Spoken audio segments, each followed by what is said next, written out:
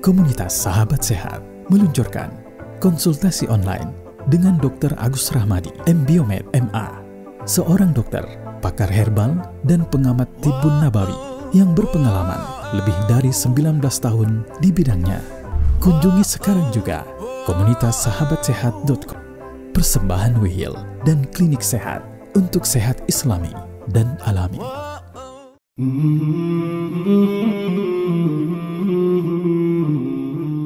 Bismillahirrahmanirrahim. Bisawma TV yang dirahmati oleh Allah. Jadi begini, jantung ini Allah ciptakan sangat luar biasa, Mas Afwan. Dia tidak pernah komplain. Ya. Coba kalau jantung ngambek gitu ya, 1 menit saja mati kita ya. Jadi luar biasa Allah menjadikan jantung ini. Jantung ini bekerja sejak mulai terbentuknya jantung di kandungan sampai kita mau meninggal. Jadi tidak pernah berhenti itu jantung. Dia juga tidak bisa kita suruh untuk berhenti. Stop, nggak bisa. Ya, lain dengan organ-organ yang lain. Jadi Allah jadikan jantung ini otomatis berdetak terus-menerus panjang masa. Tapi sebelumnya kita harus tahu dulu jantung letaknya di mana dulu. Ya, jangan sampai salah bilang ke dokter saya sakit jantung megangnya di perut gitu ya. Jadi jantung itu organ yang letaknya di dalam rongga dada, ya, letaknya di sebelah kiri kurang lebih, di mana ujung jantungnya itu letaknya persis di puting susu ujungnya. Itu yang disebut dengan punktumnya atau tonjolan paling ujung di jantungnya. Letaknya di sebelah kiri. Jadi maka itu kenapa ada orang yang nyeri sakit jantung, misalnya angina pectoris, itu megangnya di sebelah kiri. Sakit sampai dijalarkan ke belakang, kemudian sampai ke tangan. Ini contoh-contoh saja. Kalau orang bilang nyerinya di sebelah kanan, ya perlu dipikirkan jangan-jangan bukan jantung, gitu ya. Boleh jadi itu otot atau tulang, gitu ya. Nah, Allah jadikan jantung ini sebagai organ yang memompa makanan ke seluruh tubuh, ya. Dan Allah jadikan jantung ini cukup unik. Umumnya saraf-saraf yang otonom atau bekerja otomatis, umumnya adalah otot-otot polos. Contoh pembuluh darah, itu otot polos dia. Dia otomatis. Terus cuman bedanya di jantung, satu-satunya otot, Allah jadikan ini satu-satunya otot yang dia bukan otot polos, tetapi otot lurik. Otot lurik itu seperti ini nih. Ini otot lurik, ini otot lurik nih. Ini dia. Umumnya otot lurik itu bekerja secara sadar. Sadar itu bisa diperintah. Gerak, buka. Nah, itu contoh adalah otot lurik. Nah, tapi otot jantung, dia merupakan otot lurik, tapi nggak bisa diperintah. Itu unik sekali ini. Kenapa Allah jadikan jantung itu sebagai otot lurik, bukan otot polos? Ternyata otot lurik itu punya keistimewaan. Contoh, otot lurik kita badannya begini, dengan dibikin olah kan jadi binaragawan tuh. Bisa membesar, bisa juga mengecil. Maka itu kenapa Allah jadikan jantung otot lurik, supaya bikin kompensasi. Karena tahu ini manusia akan berbuat zolim ini. Maka itu kenapa dia dikompensasi kalau bermasalah dia akan membesar. Coba kalau nggak otot lurik mungkin kapasitas membesarnya tidak sebesar otot lurik. Bisa membesar. Maka itu ada istilah namanya jantung membengkak. Nah, otot lurik ini harusnya sarafnya tadi sadar, tetapi Allah jadikan tidak sadar. Maka itu sangat luar biasa. Kita itu diciptakan oleh Allah dan sangat aneh kalau kita tidak bersyukur sama Allah gitu ya. Karena Allah sudah bikin kita sehat, Allah sudah bikin kita hidup seperti ini. Ini sebuah karunia yang sangat luar biasa.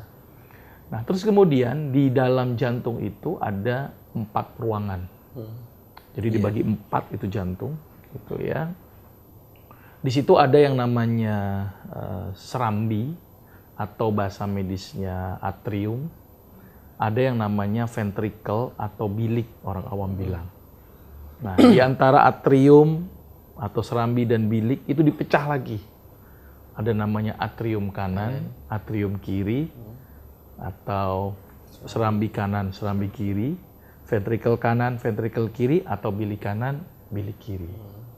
Kenapa harus dijadikan fungsi berbilik-bilik? Ini ada fungsinya dan ada manfaatnya. Kenapa nggak bikin bulat aja sih dok? Gitu ya, selesai gitu kan? Karena ternyata ini fungsinya adalah untuk pemisahan antara darah-darah yang baik dan darah-darah yang tidak baik. Jadi kalau kita bikin skema, jantung itu akan memompa darah dari jantung ke seluruh tubuh melalui pembuluh darah besar. Terus ke seluruh tubuh mengecil. Dari kecil balik lagi ke jantung. Nah, jantung memompa darah melewati pembuluh darah besar yang kita sebut dengan arteri dulu. Maka itu kenapa orang ketika ketemu arteri pasti berdenyut. Karena itu denyutan dari jantung. Contoh arteri yang paling gampang dan mudah kenal di sini nih. Arteri radialis. Makanya sering berdenyut kan kalau kita pegang. Ya, berdenyut gitu ya. Karena dia berdenyut begini. Gitu ya. Nah, fungsinya arteri itu apa? Membawa makanan dan membawa oksigen. Maka itu kenapa darahnya itu pasti berwarna agak merah. Menyala karena ada kandungan oksigen. Masuk.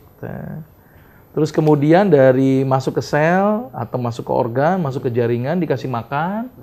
Yang namanya makan, dia tumbuh, sel itu membelah, pasti menghasilkan zat sisa.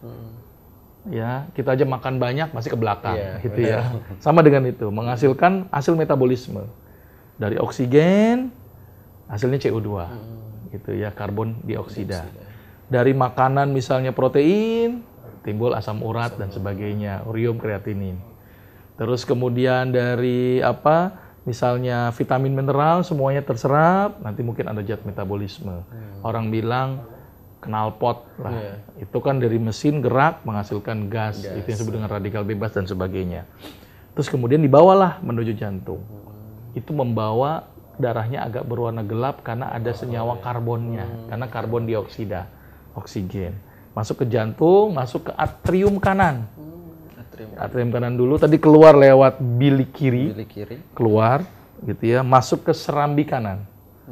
Maka itu darah yang dari vena warnanya agak gelap, darah yang dari arteri warnanya agak terang.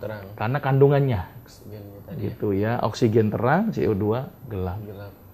Nah, disinilah kenapa Allah membagi dua itu. Ada sekat. Kalau seandainya dari bilik kanan, bilik kiri dan serambi kiri bercampur dengan serambi kanan dan bilik kiri, repot udara nyampur-nyampur. Maka itu Allah jadikan sekat. Maka itu ada penyakit yang namanya ASD. Apa itu? Atrium septal defect. Apa itu? Antar pembatas serambi itu atau atrium itu bolong. Sehingga darah bercampur antara darah yang CO2 dan darah yang O2. Ketika nyampur bagaimana? Darah CO2 masuk lagi ke dalam sel. Selnya jadi mati. Maka itu kenapa ada orang-orang yang punya keluhan jantung bocor, orang bilang, itu jari-jarinya biru. Ini biru, bibirnya biru. Maka itu jangan pakai lipstik warna biru. Ya. Nanti jangan-jangan dia jantung bocor. Maka itu Allah jadikan sekat. Itulah fungsi sekat. Terus kemudian Allah jadikan ada klep. Supaya darah yang dipompa nggak balik lagi klepnya. Tapi ada juga karena dia bengkak, klepnya kendor-dol gitu. Balik lagi namanya regurgitasi. Nah itu yang menimbulkan banyak penyakit. Nah maka itu peliharalah jantung kita ini. Allah jadikan jantung luar biasa, tapi kadang-kadang kita tidak memeliharanya dengan baik. Gitu ya. Nah salah satunya adalah bagaimana mempertahankan darah itu menjadi darah yang cukup baik sehingga dia tidak rusak. Nah, ternyata jantung sendiri selain dia membawa makanan ke seluruh tubuh, dia sendiri pun juga dikasih makan oleh dirinya sendiri. Lewat arteri yang namanya arteri koronaria. Orang bilang sering nyebut jantung koroner. Itu adalah pembuluh darah yang memberi makan jantung sendiri. Jantung memberi makan ke seluruh tubuh, tapi diri sendiri juga butuh makan lewat yang namanya jantung koroner. Nah, kalau sirkulasi makanannya nggak bagus, gimana kira-kira? Jantungnya juga bermasalah dong. Nah, dia kerja berat dan sebagainya. Maka itu cegahlah penyakit-penyakit yang memperberat fungsi jantung. Gitu ya. Maka itu nanti kita akan kenal apa sih permasalahan-permasalahan yang terjadi pada penyakit jantung. Itu berhubungan dengan masalah pola makan, pola hidup dan sikap kita.